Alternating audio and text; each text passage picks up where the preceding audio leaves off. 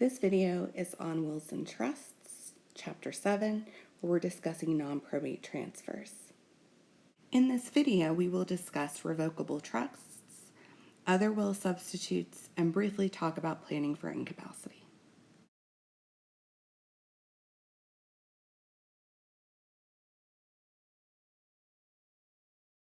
Will substitutes include revocable inter vivos trusts, life insurance, POD bank accounts, trustees on death securities accounts, pension and retirement accounts. And there are two legal issues that come up frequently when we're talking about non-probate succession, and they are: should the Wills Act formalities be required for validity? Should we care about wills formalities when we're talking about these instruments? And then, if we're not, should we at least care about the subsidiary laws of wills? And what I mean about that is, should we care about the substantive laws that deal with public policy that have been enacted to govern wills? Now, the answer to the second question is largely yes. If there's a public policy reason that we have a type of restriction on testamentary transfers, then likely we will require that it apply during non-testamentary transfers.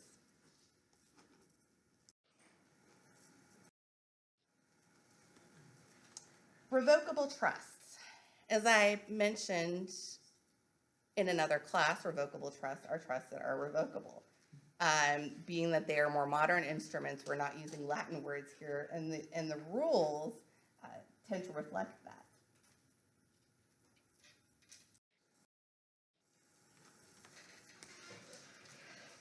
One of the important questions that you deal with when you're talking about revocable trusts is what the settlor's powers are in relation to the trust. Now remember, the settlor may be the trustee, or a third party may be the trustee. Okay? So keep that in mind when we're talking about this UTC provision here.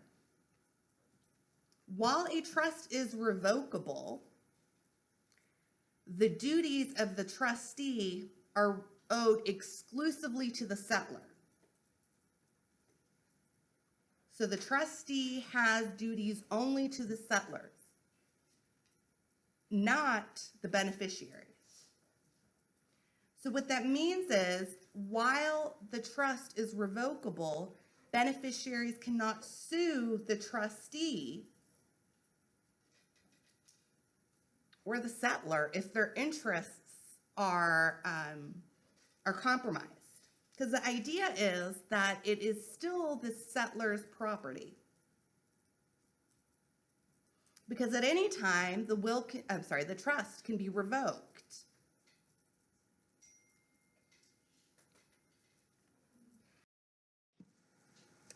Any method manifesting clear and convincing evidence of the settlor's intent. That is all you need under the modern rule in order to revoke or amend the trust.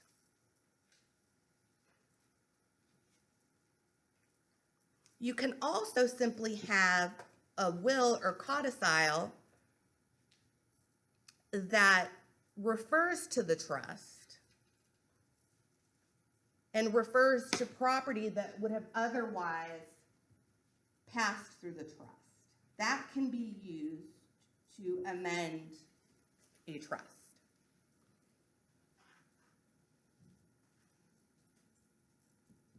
Okay. So again, unless the terms of the trust expressly provide that the trust is irrevocable, or that the manner in which the trust specifies is the only way that the trust can be revoked or amended, then the modern rule is pretty lax.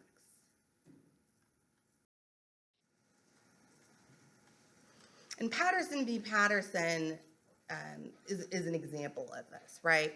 So this is where Darlene created her family trust, and it had an express revocation provision.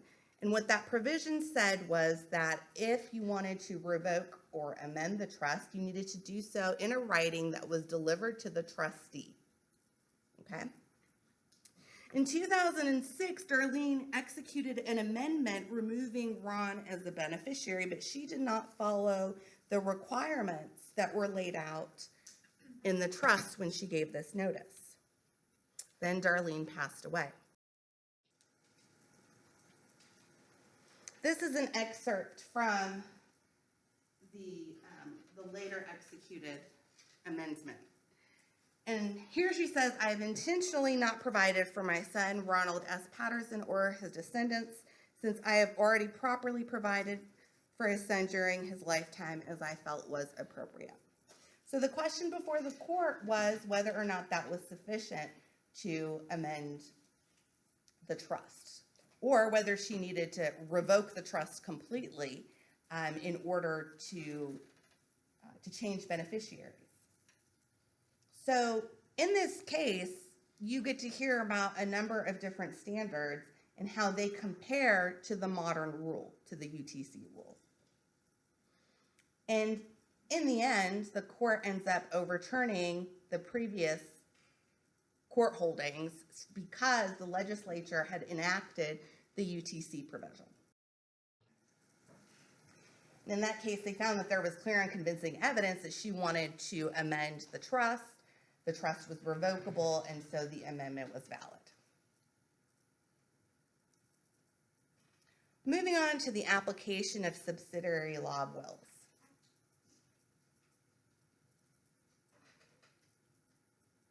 This goes back to the statement I made earlier that substantive restrictions on testation and rules of construction should apply to non-probate instruments, even if that instrument does not need to have complied with will formalities. So it's saying that the Wills Act should apply when there are substantive restrictions or rules of construction, even if it does not need to apply as far as formalities are concerned. Pretty straightforward. And another case that illustrates that. Here we had State Street Bank and Trust & Co. And a little bit complicated, or not complicated if you know a bit about capital stock. But essentially what happened was Wilford A. Dunnebeer, he created an inter vivo trust.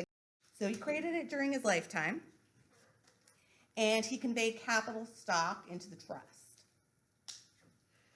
Then he executed a pour-over will that left the residuary of the estate to the trust. And essentially what it does is it pours over whatever has not been titled in the name of the trust into the trust, thereby funding the trust. They fund the trust after death.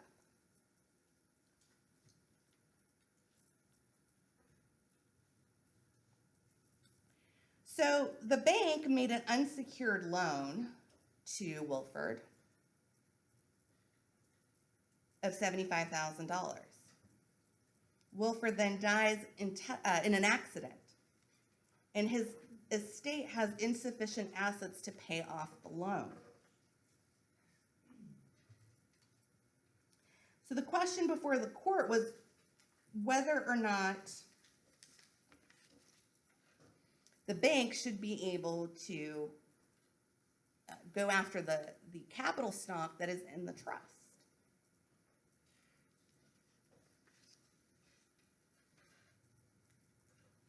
The court here recited the rules that we discussed earlier about revocable trusts being considered to still be the property of the owner while the owner is alive, because the owner can revoke the trust instrument whenever he pleases.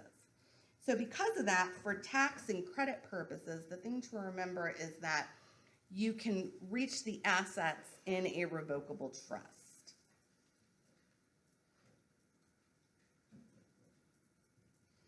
So during life, we know that the assets in the revocable trust can be reached. But what about after death of the testator? The question here is that the same as being able to attach the property during lifetime? Well, the Uniform Trust Code says that a revocable trust is subject to a settler's creditor. So remember that creditors can go after what is in a trust. But although there might be some popular belief that when you put something in a trust, it's protected from creditors, that's not necessarily the case. It depends on whether the trust is revocable or irrevocable. And that's important because the characterization of who has actual control over the property is different. Well, as your book highlights, one of the issues with revocable trusts, not only revocable trusts, but the use of revocable trusts and other non-probate instruments, is that we then have a situation where there are a lot of different documents, a lot of different instruments to enforce. There's not enough connectedness, and it ends up being difficult and chaotic. So one of the benefits of the revocable trust is to have the ability to title everything in the name of the trustee of the revocable trust. Right, so the idea is that it may make it easier to know where all of the assets are and to make sure there's a unified plan that is applied the same way, right? So you don't have a life insurance beneficiary you don't have to update your life insurance beneficiary necessarily every time you change your mind. You can just update the trust document and it would update all of the beneficiaries as long as the title of the property is titled in the name of the trustee of the trust. So here's an example of a pour-over provision, pour-over will. So I give my residuary estate to the then acting trustee under the trust agreement executed by me on this date and known as the name of the trust, revocable trust for which I am now trustee, and X is named as successor trustee to be added to the trust estate and held under the trust agreement as in effect at my death. So remember when we talked about like a trust declaration? This is what that looks like. All right. So you're saying I give my residuary estate to the trustee under that, and that's what it looks like to fund a trust. Right? We said, what is it? Is a trust actually an entity? We said no, it's not. So when you fund it, you're actually putting it in the name of the trustee of the trust. Okay.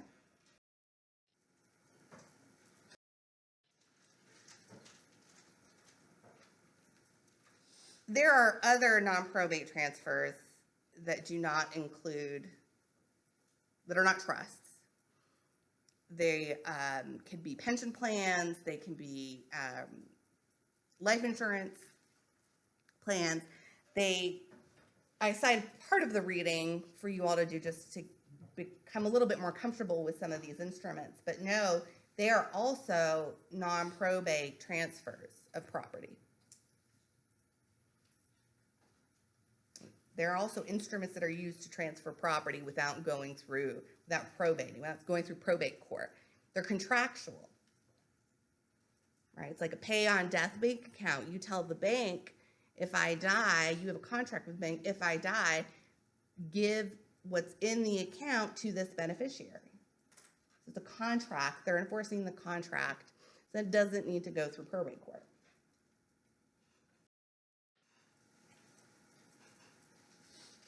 So now there's a new development called transfer on death deeds for real property, which I thought was very interesting. So transfer on death deeds are similar to like a pay on death bank account, where the deed itself would say, if I pass away, the trustee, the deed goes to this beneficiary. It's a new instrument that's slowly being adopted.